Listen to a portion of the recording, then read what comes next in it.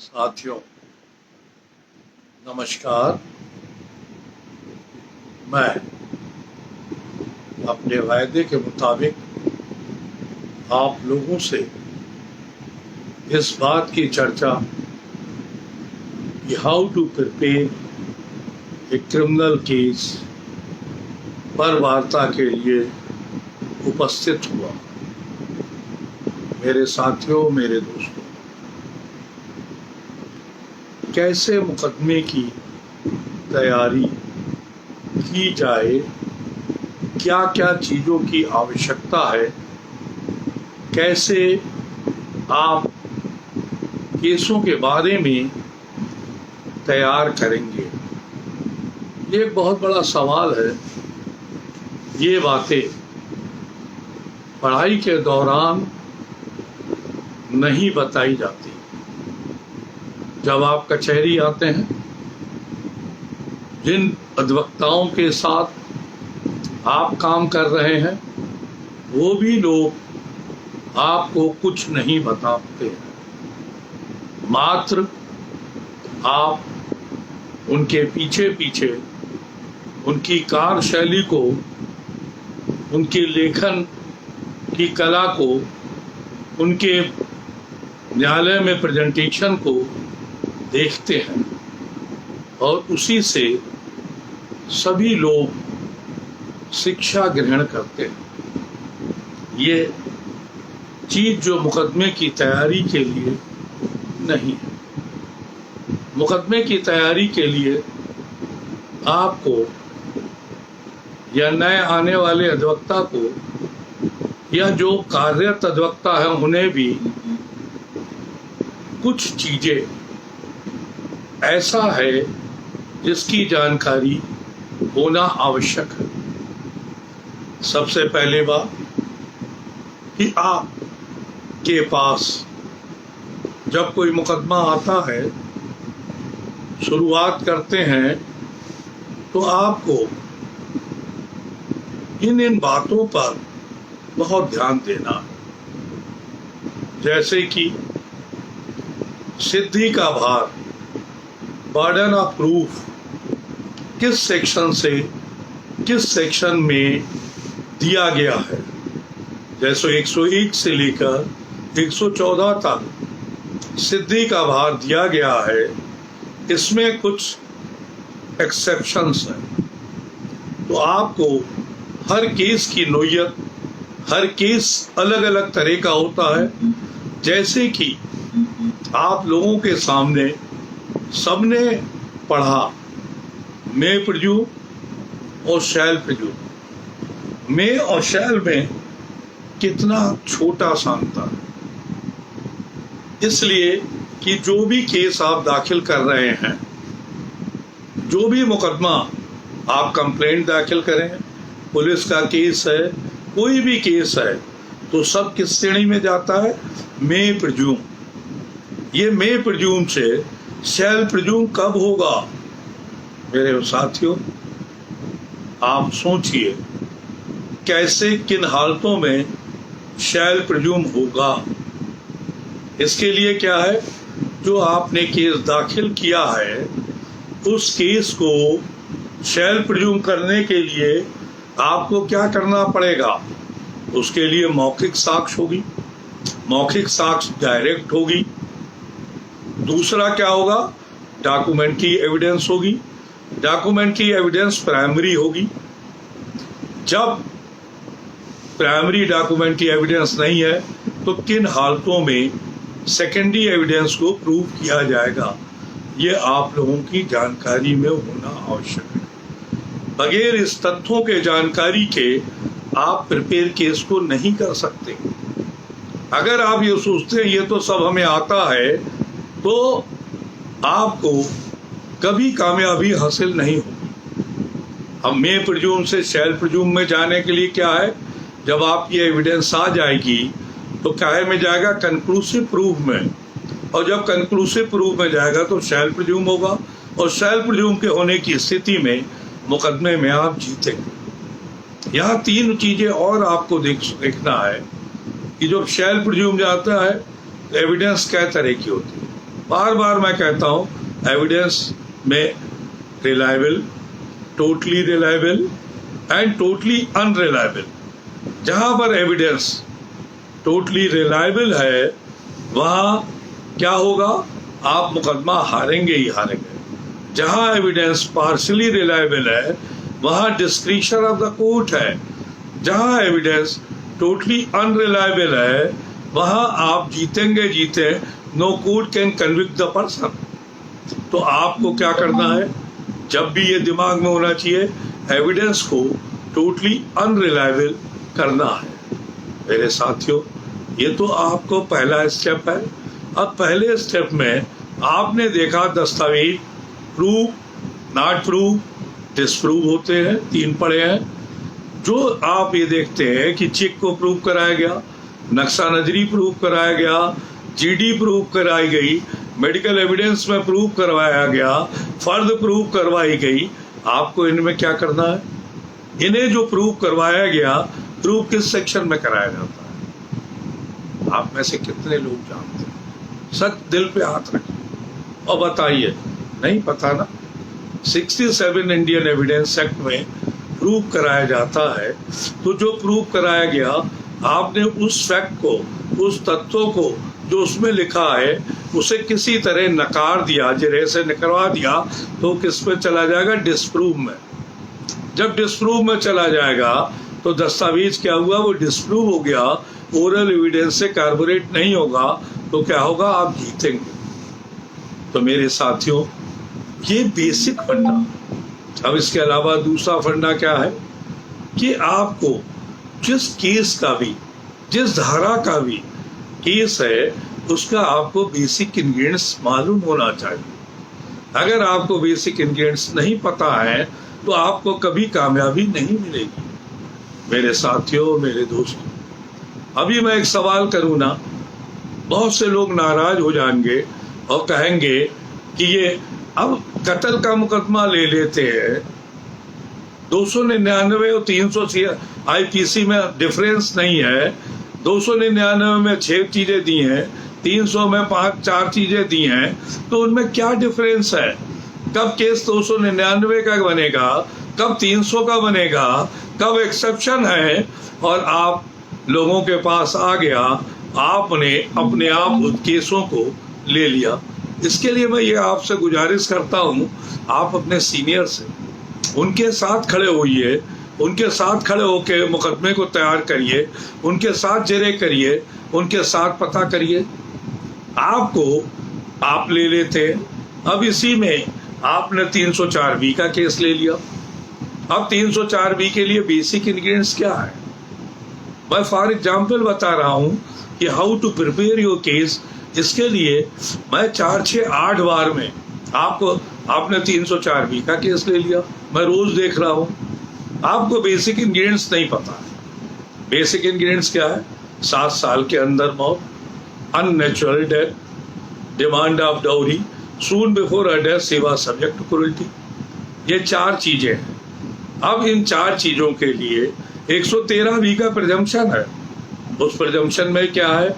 7 साल के अंदर डेथ है, अननेचुरल डेथ है, डिमांड ऑफ डाउरी है, सून बिफोर अ डेथ, सेवा सब्जेक्ट टू क्रूरल्टी है।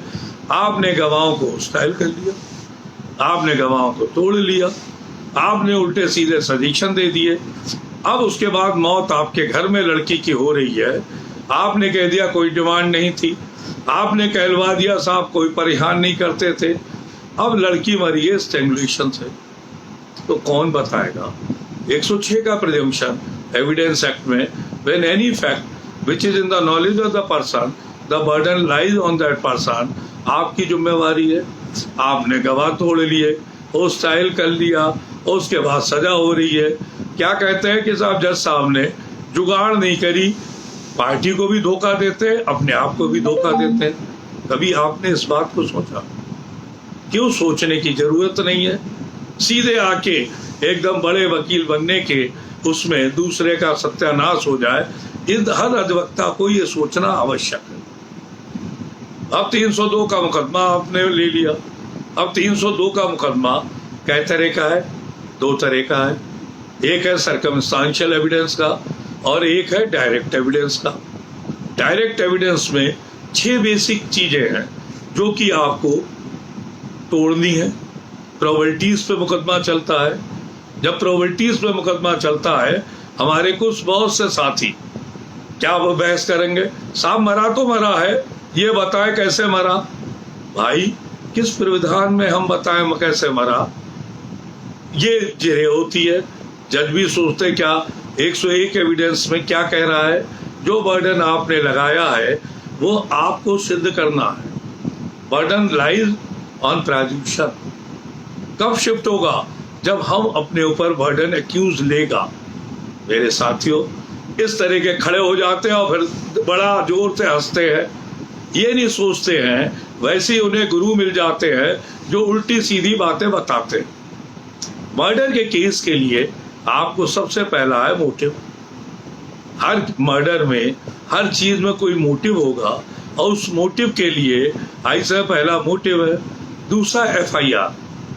In criminal case FIR is the base of the case. किसी भी केस में हो, once FIR is suspicious, then whole case is suspicious. No reliance can be placed on such FIR. तीसरा होता है place of incident. Place of incident को लोग ये कि साहब अगर ये सपोज करिए 42 नंबर कमरे की घटना है और आपने जिरे में 43 नंबर कमरे में हत्या होना बता दिया है, तो प्लेस ऑफ इंसिडेंट कहाँ प्रूव हुई। मेरे भाई 212 CRPC आपको पढ़ना है, ध्यान करना है। क्या है 212 CRPC?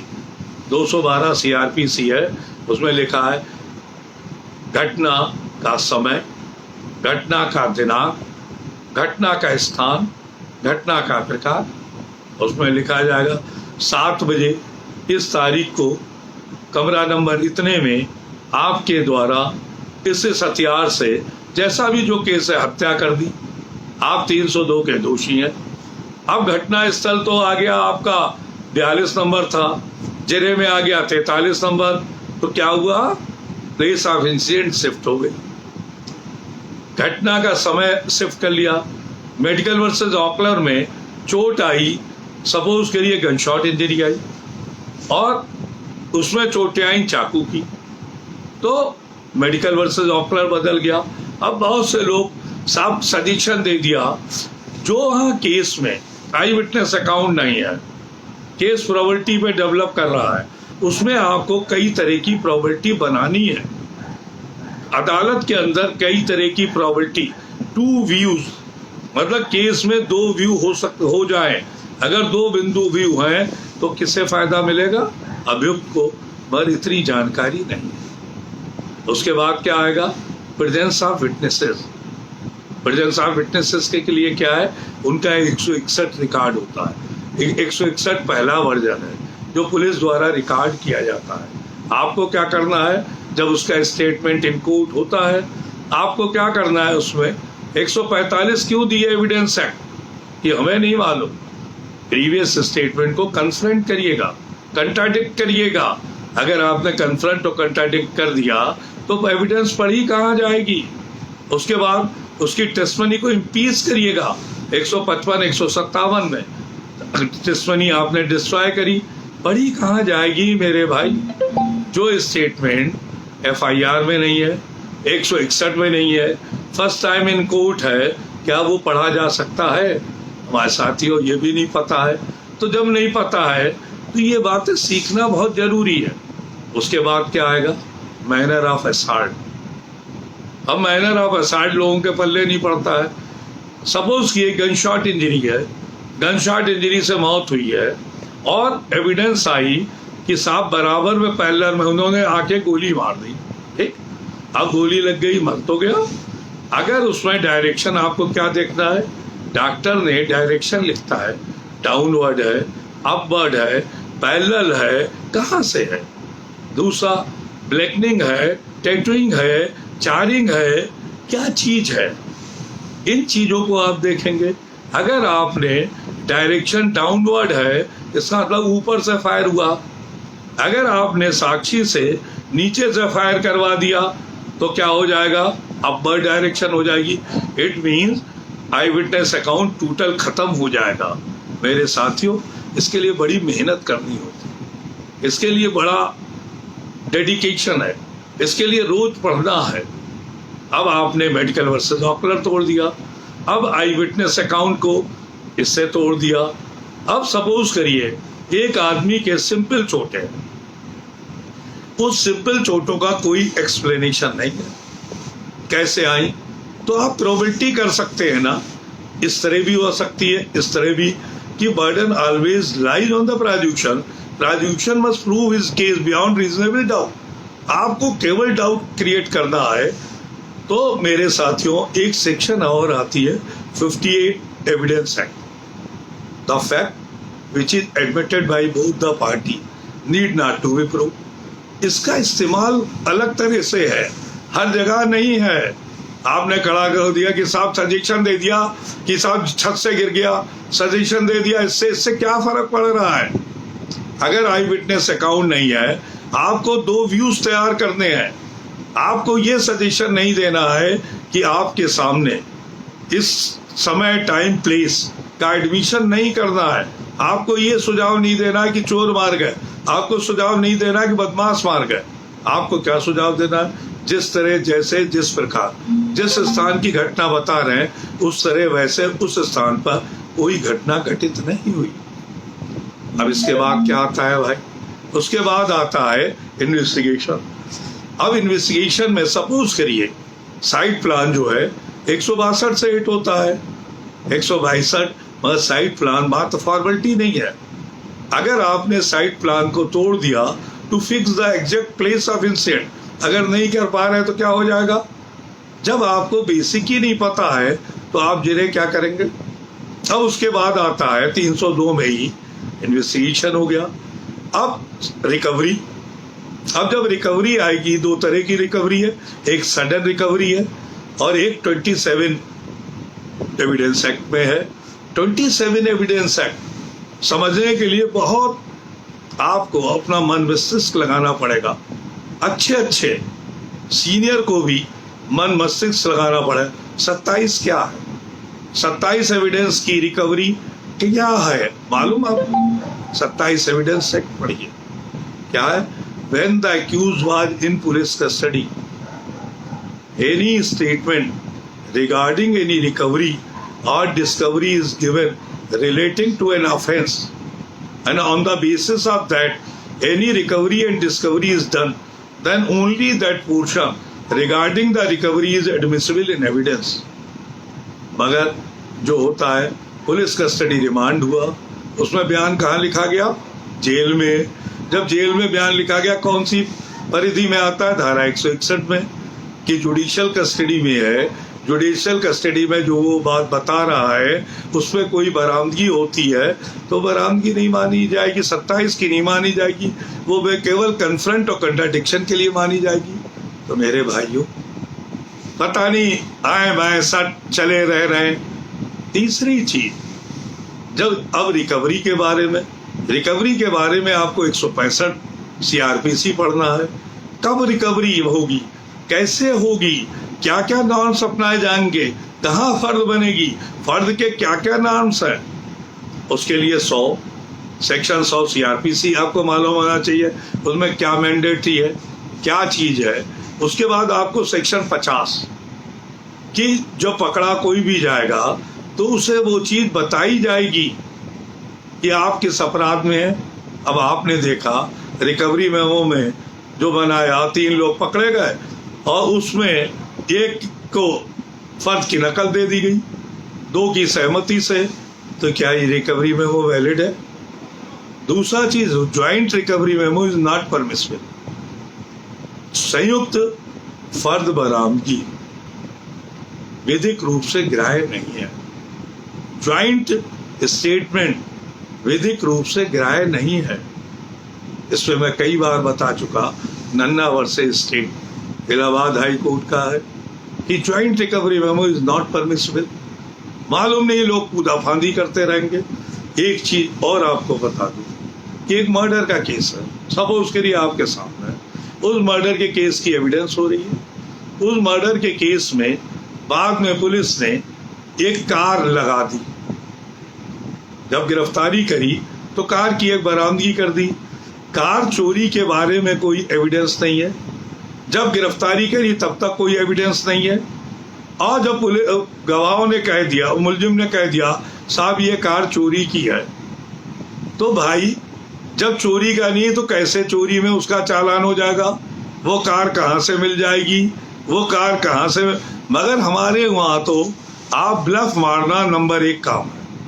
अधिवक्ता जिस दिन ब्लफ मारना छोड़ देगा, सही नाम से चलेगा, तो आपको होता है वकालत के बड़े नाम ऊंचे हो जाएंगे। अब दूसरी चीज कर लीजिए, कत्ल की एविडेंस है। कत्ल की एविडेंस में आपको होता है कोई एविडेंस नहीं आ रही है, उसके बाद एविडेंस आ रही है, मुलजिम पकड़ा जाता है और कहता साहब मैंने किडनैपिंग करी, मैंने ये करा, मैंने क्या मुलजिम का बयान एडमिसिबल इन एविडेंस है?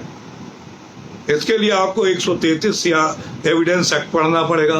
वो एक्यूज का बयान एकम्प्लिस के रूप में किराए हो सकता है। तो मेरे साथियों, ये मैंने इसलिए बताया, अब 302 का मैंने आई विटनेस का आपको अकाउंट बताया। हर एक के पास 302 नहीं आ रही। इसी का मैं आज आपको परिस्थिति के अनुसार सर्कमस्टेंशियल एविडेंस का, जो आदमी नेम्ड नहीं है, समझ लीजिए, और उसकी पकड़ा जाता है, उसकी शिनाख्त भी नहीं कराई जाती है, फर्स्ट टाइम इन कोर्ट उसे पहचाना जानता है, क्या इसकी एविडेंस पे सजा हो सकती है? सेक्शन 9 आइडेंटिफिकेशन क्यों बना है? When any person is not named in FIR, no hulia was given, no age was given, later on police arrested that person, और उसे के बयान पर बगैर शिनाख्त कराए उसका चालान कर दिया जाता है। क्या साक्ष्य में गिराए है? जब नहीं गिराए है तो सबसे पहला, जब आइडेंटिफिकेशन ही नहीं है, परिस्थिति जन साक्ष्य के 5 गोल्डन प्रिंसिपल एनोमरेट किए गए हैं। शारदा वृद्धि चंद शारदा बनाम सरकार महाराष्ट्र 1983। सबसे पहला क्या? मोटिव। परिस्थिति जन साक्ष्य में मोटिव बहुत महत्वपूर्ण है। हत्या का क्या मोटिव है, लूट का क्या मोटिव है, चोरी का क्या मोटिव है। दूसरा चीज लास्ट चीज, अंतिम बात, मृतक का, अपराधी का दूसरे व्यक्ति के साथ देखा जाना, और उसका वो समय इतना होना चाहिए, सूक्ष्म समय होना चाहिए कि उसके अलावा कोई और अपराध ना कर सके। तीसरा एक्स्ट्रा जुडिशियल कन्फेशन। चौथा रिकवरी डिस्कवरी। पांचवा any other circumstance which connect the accuse with the crime. अगर चेन ऑफ सर्कमस्टांस पूरी है तो सजा हो सकती है, नहीं तो नहीं हो सकती है। पता नहीं, आप आंखें बंद करके कि साहब बस इसने ये कह दिया, इसे देख लिया, लाश इससे बरामद हो गई, ऐसे नहीं होता। मेरे साथियों, ये मैंने आपको एक बात बताया। अब आपको सबसे पहले बच्चों के पास क्या आएंगे? चोरी के मुकदमे के लिए चोरी की डेफिनेशन क्या है, रॉबरी की डेफिनेशन क्या है, रॉबरी में चोट लगने की डेफिनेशन क्या है, डकैती की डेफिनेशन क्या है। सब चोरी का ही बड़ा भाग, जब चोरी की डेफिनेशन कि आपकी मर्जी के बगैर कोई धोखे से कोई चल संपत्ति आपके कब्जे से ले लेता है, ये थेफ्ट है। अब थेफ्ट कई तरह के हो सकते हैं, ये सब आपको देखना पड़ेगा। जहां फोर्स अप्लाई कर दिया वहां क्या हो गया? वहां लूट हो गई। जहां चोटें पहुंचा दी फोर्स अप्लाई कर दें, वहां क्या हो गया? 394 हो गया। जहां मोर देन 5 और 5 से अधिक व्यक्ति जहाँ चोरी करे, लूट करे, ये कहलाती है डकैती कहलाती है। विद डेडली वेपन्स करे, 97 हो गया। एक्सटॉर्शन क्या है? आदमी को भय दिखाकर, भय में डालकर वसूली करना। तो ये आपको सारी चीजें विस्तृत रूप से इनकी डेफिनेशन आना चाहिए। बगैर डेफिनेशन आए आप जिरा करने खड़े हो जाते हैं।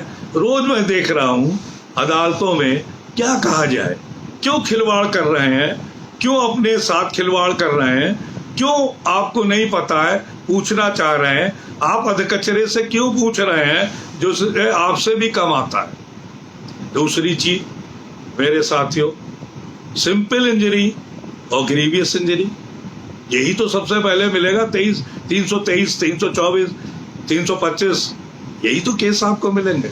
सिंपल इंजरी कहाँ डिफाइन करी गई है? ग्रीवियस इंजरी कहाँ डिफाइन करी गई है? ग्रीवियस इंजरी कैसे आएगी और ग्रीवियस इंजरी में क्या क्या चीज दी है? अब आपके सामने जो चीज आती है, उन्होंने कहा 326, डंडा मार दिया, कान से कम सुनाई देना, 326 बन गई। 326 की डेफिनेशन तो पढ़ लो मेरे साथियों। उसमें क्या लिखा है? Deadly weapon, fire arm, cutting, shooting और तेजाबादी से अगर चोट पहुंचाई जाएगी तब वो ग्रीवियस में, इसमें 335 पढ़ लो। पढ़ना नहीं है। अब मेरे साथियों एक चीज और, ये तो मैंने आपको ये बता दिया। अब सबसे पहला बच्चे के पास क्या आता है?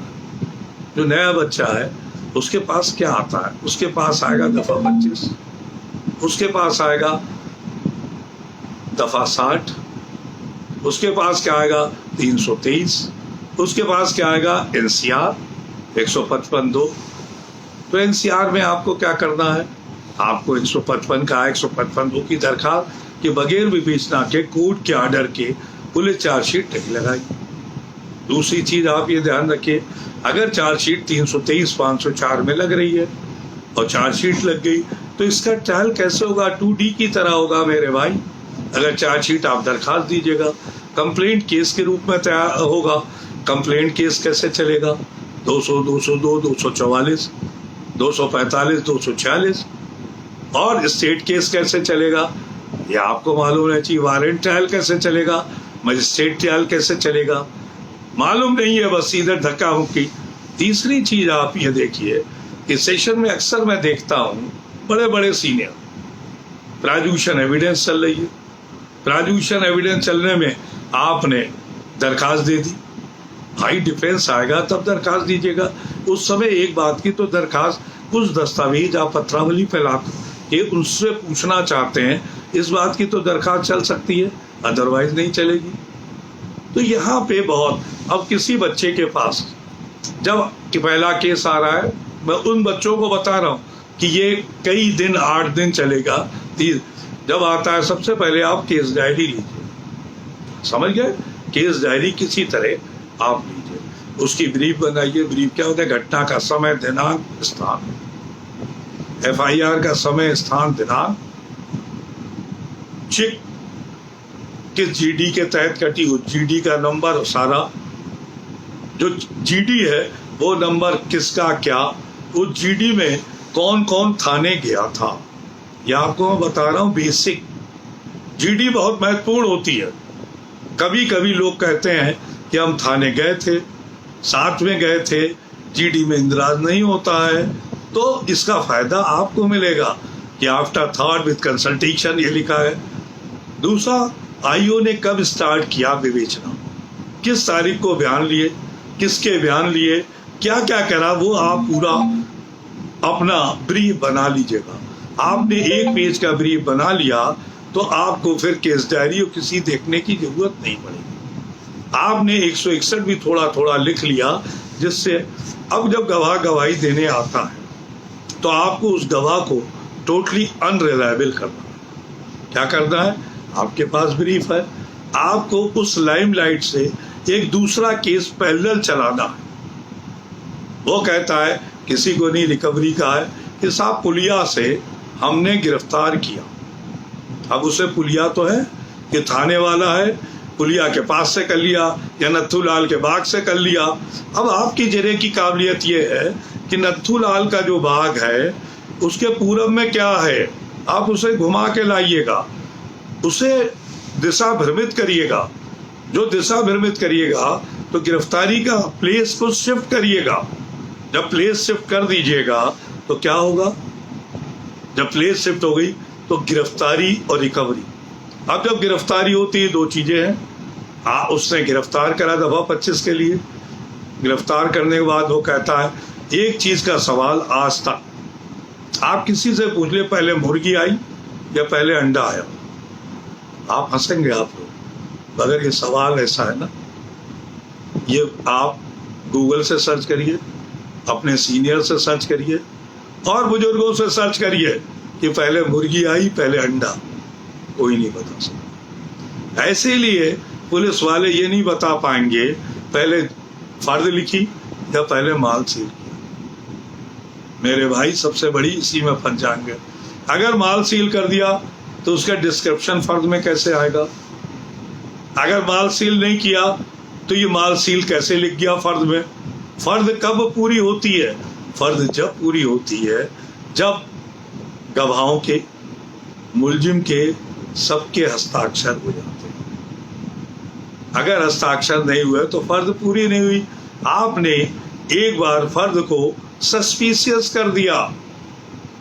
अब दूसरी चीज देखिए, फर्द की ओपनिंग लाइन पढ़िए, क्या लिखा होता है? धारा, सेक्शन सब। बरामदगी अभी हुई नहीं है। यही जो चीज है doctor DK Basu versus state West Bengal, Supreme Court की ये रूलिंग पढ़िए। इसमें 11 नॉर्म्स दिए हुए हैं मेरे भाई। इसमें कोई घट नहीं जाओगे। मैं जो बता रहा हूं इससे कोई परेशान नहीं हो जाओगे। ये कोई सीनियर नहीं बताएगा। 11 नॉर्म्स दिए हैं। ना हो मेरे पास आ जाना या किसी दिन मैं फेसबुक पे डाल दूंगा। अगर ये पूरे नहीं हो रहे हैं तो उसमें लिखा है पुलिस वाले के खिलाफ कंटेम्प्ट की कार्रवाई होगी, विभागीय कार्रवाई होगी उसके खिलाफ। तो आप उससे क्यों नहीं करते हैं? DK बासु, उसका पैरा 23 में लिखा है सुप्रीम कोर्ट ने, अगर ये नार्म्स पूरे नहीं होंगे मेरे भाई तो इस तरह की आपने ब्रीफ बना ली। अब ब्रीफ बनाने के लिए आपको सारी बातें पता है कि कहाँ नक्शा बना, किसकी निशानदेही पे बना, GD में कौन कौन आया था, कौन नक्शा बनाने ले गया था, आपने सारी चीजें। अब आ गया पुलिस वाला। अब एक चीज और, गिरफ्तार कुनंदा है SO महोदय, ठीक? तो मैं दवा 25 के लिए उन्होंने गिरफ्तारी कर ली, माल सील कर लिया। आपने सारी नमूना मोहर रहता ही नहीं है, नमूना मोहर पत्रावली पे नहीं है, किसी पत्रावली में नहीं है। तो जब माल दाखिल होगा ना डबल लॉकअप में, माल और नमूना मोहर दोनों दाखिल होगा, अदालत आता कुछ नहीं आएगा। 2 सवाल पूछे, कहाँ है नमूना मोहर? नहीं है। किसकी सील थी? नहीं है सील। खत्म हो गया, फर्ज बरामदगी खत्म हो गई। माल डबल लॉकअप के किसकी सील से रखा गया कोई नहीं बताएगा। अब उसके बाद SO साहब ने तो कर लिया, गिरफ्तारी कर ली, वाई लूट ली। अब उसकी विवेचना जो है उनसे जूनियर अधिकारी करता है। तो क्या जूनियर अधिकारी SO की गलतियों के खिलाफ फाइनल रिपोर्ट लगा सकता है?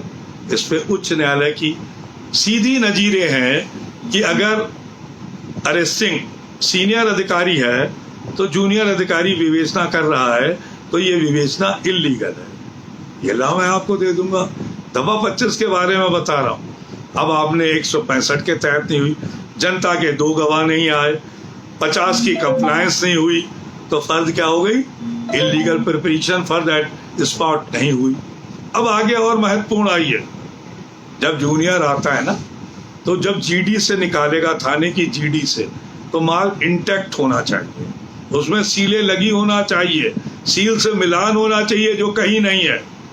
अभी मैं कल एक केस में इसी बात पे कर रहा हूँ कि FSL को माल गया, सील बंद नहीं था, उन्होंने वापस कर दिया, फिर वही भेज दिया। तो अगर सील बंद नहीं है, सीलें इंटैक्ट नहीं है, no court can convict the person. अब जो आए दरोगा जी ले गए, ले जाने के बाद उससे पूछेगा। उसके बाद वो सेंक्शन एक आपने पढ़ी ना 39 आर्म्स एक्ट में, बगैर उस सेंक्शन के मुकदमा नहीं चल सकता है।